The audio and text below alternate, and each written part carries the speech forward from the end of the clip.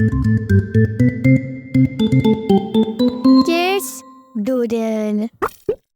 Gauri mobile पर कुछ देख रही होती है। इतनी देर में कबूतर आ जाता है। गौरी, हर वक्त मोबाइल में क्या देखती रहती हो? मैं देख रही थी मेरे चैनल पर कितने सब्सक्राइबर हो गए हैं। तुम ऐसे ही वक्त जाया करती रहती हो।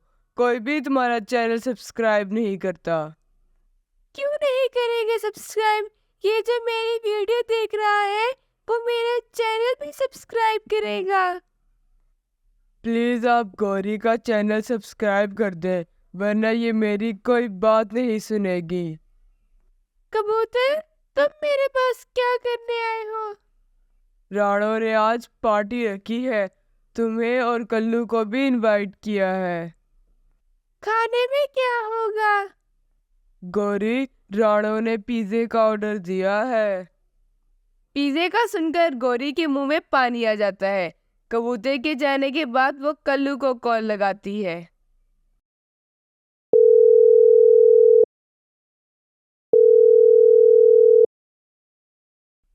हेलो कल्लू, कहाँ हो तुम? अभी तक आए नहीं। गौरी, मैं भोजन की तलाश में नदी पर आया था। कल्लू जी, आज आप घर आ जाओ। आज हम राणा की पार्टी से पिज़्ज़ा खाएंगे। दूसरी तरफ बुलबुल, राणो और कबूतर पार्टी की प्लानिंग कर रहे होते हैं। राणो, पिछली बार मुझे पिज्जा कम मिला था। इस बार मैंने बड़ा पिज्जा ऑर्डर किया है बुलबुल।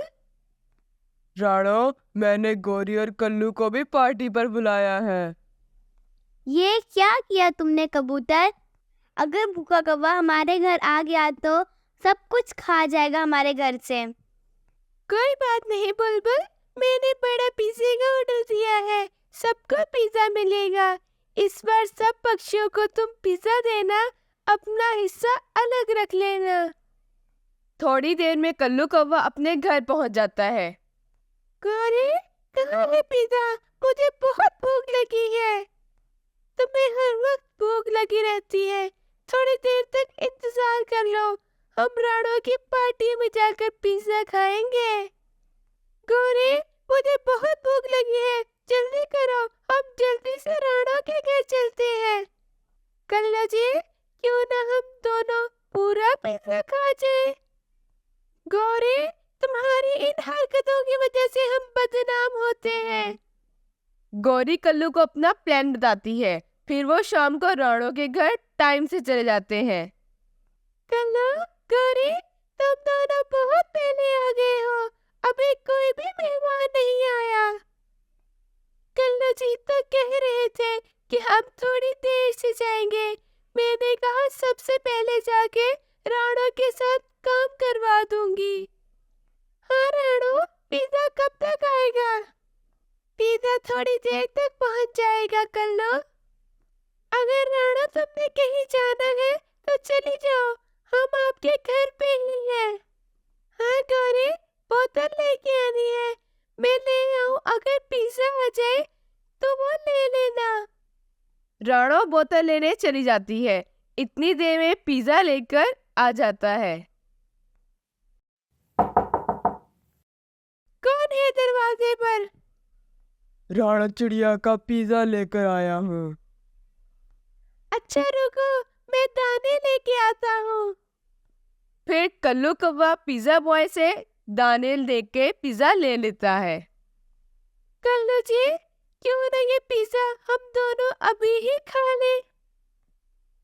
तुम जरा सब्र कर लो, जब बाकी पक्षियों के साथ मिलके पिज्जा खाएंगे। चोरी पिज्जा खाना अच्छी बात नहीं है गौरी। गौरी कल्लू को पिज्जा खाने पे मना लेती है और वो दोनों चोरी चोरी सारा पिज्जा खा जाते हैं और थोड़ी देर तक राणो भी आ जाती है। गौरी, क्या पिज्जा बॉय पिज्जा देकर चला गया है? नहीं राणो, अभी तक तो कोई नहीं आया। अब तक तो आ जाना चाहिए था उसको। बाकी सब पक्षी भी आ जाते हैं। वो सब पिज्जे का इंतजार कर रहे होते हैं, पर कोई नहीं आता पिज्जा लेके। कल्लू, गौरी, सच में कोई नहीं आया? हाँ गौरी, कोई नहीं आया। हम तुमसे क्यों झूठ बोलेंगे? हाँ राणो, सच में कोई नहीं आया। इतनी ही देर में दोनों के पेट में दर्द शुरू हो जाता है। हाय कल्लू, मेरे पेट में दर्द हो रहा है, बहुत दर्द हो रहा है। भूख से मेरे पेट में भी दर्द हो रहा है गौरी। कबूतर, डॉक्टर चिड़िया को कॉल लगाओ, उसे जल्दी आने का कहो। फिर डॉक्टर चिड़िया आती है और उन्हें देखकर कहती है, ऐसे तो ज्यादा खाना खाने की वजह से होता है। बताओ क्या खाया है तुम दोनों ने? डॉक्टर, मैंने कुछ नहीं खाया, भूख से हो रहा है। मैंने पिज्जा खाया था। डॉक्टर गौरी को दवाई के कुछ ड्रॉप लाती है। मुझे भी दो, मुझे भी दो, मैंने भी पिज्जा खाया था जो राणो ने ऑर्डर किया था। सब पक्षी इन दोनों पे हंसने लग जाते हैं। इसलिए कहते हैं कि किसी का हक खाओ या धोखा दो तो उसकी सजा मिल ही जाती है। जंगल में एक कौवा रहता है जिसका नाम कल्लू है और उसकी एक पत्नी भी है जिसका नाम गौरी है। उसका एक बेटा भी है जिसका नाम जग्गू है। गौरी, मैं अनाज ढूंढने जा रहा हूँ। कल्लू जी, आजकल आप अनाज बहुत कम लाते हैं जिसमें घर का गुजारा नहीं होता। फिर गौरी, मैं क्या करूँ? अनाज ढूंढना कौन सा आसान काम है? किसी दिन तुम जाओ तो तुम्हें पता लगे कितना मुश्किल है अनाज ढूंढना। ये कहकर कल्लू घर से चला जाता है। शाम को जब कल्लू अनाज लेकर घर आता है तो गौरी अनाज देखकर कहती है, कल्लू जी, ये तो बहुत कम अनाज है और हम खाने वाले 3 लोग हैं। गौरी, चुप कर खा लो, जितना भी है शुक्र करो और ये काम छोड़ो जग्गू, कल से मेरे साथ अनाज लेने जाओ। क्या आप मेरे बच्चे के पीछे पड़े रहते हैं? अभी तो मेरा बच्चा छोटा है। गौरी, तुम्हारी इन्हीं आदतों ने इसे बिगाड़ा हुआ है। कल से ये मेरे साथ अनाज लेने जाएगा। जग्गू, तुम परेशान मत हो, सुबह होगी तब देखा जाएगा। लड़ते लड़ते कल्लू कौवा और गौरी सो जाते हैं। अगले दिन सुबह होती है। जग्गू, उठो, जग्गू मेरे साथ अनाज ढूंढने चलो, उठो उठो। मम्मा मम्मा, पापा को देखो, सुबह सुबह मुझे तंग कर रहे हैं। कल्लू जी, मेरे बच्चे को भी सोने दो। आज ये मेरे साथ अनाज ढूंढने जाएगा। अगर तुम ना भेजा इसको तो तुम इसको लेकर अपनी माँ की तरफ चले जाओ। ये सुनकर गौरी जग्गू को कल्लू कौवे के साथ अनाज लेने भेज देती है। रास्ते में जग्गू नदी के किनारे बैठ जाता है। क्या हुआ जग्गू, यहाँ क्यों रुक गए? पापा, मैं यहाँ नदी पे बैठूंगा, मुझे यहाँ मजा आ रहा है।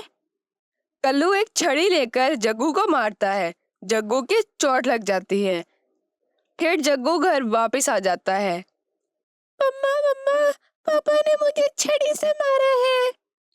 उस पागल कौवे की इतनी हिम्मत कि मेरे बच्चे को मारा है। गौरी फिर कल्लू के पास जाती है। कल्लू नदी में बैठा होता है कि गौरी कल्लू को धक्का देती है और वह नदी में गिर जाता है। कल्लू डूबकर मर जाता है। हाय, ये मैंने क्या कर दिया? हाय मेरा कल्लू, मैं विधवा हो गई। हाय मेरा कल्लू मुझे छोड़कर चला गया, ये मुझसे क्या हो गया? इतनी देर में नदी पर टोनी चिड़िया आ जाती है। ये क्या हुआ गौरी, कल्लू नदी में कैसे गिरा? गौरी सोचती है कि अगर मैंने बता दिया कि मुझसे गलती से कल्लू नदी में गिर गया तो मुझे पुलिस पकड़ कर ले जाएगी। मैं झूठ बोल देती हूँ। चिड़िया, मैं नदी पर आई तो कल्लू नदी में गिरा हुआ था। तुमने बचाने की कोशिश नहीं की? मैंने बहुत कोशिश की पर मुझसे कल्लू जी नहीं बचा हुए। अगले दिन गौरी जग्गू को कहती है कि अब तुम्हारे पापा नहीं रहे, अब से तुम अनाज लेकर आओगे। उठो जग्गू, अब तुम्हारे पापा नहीं रहे, घर में बस तुम एक मर्द हो, तुम अनाज लेने जाओ। मम्मा, पहले पापा तंग करते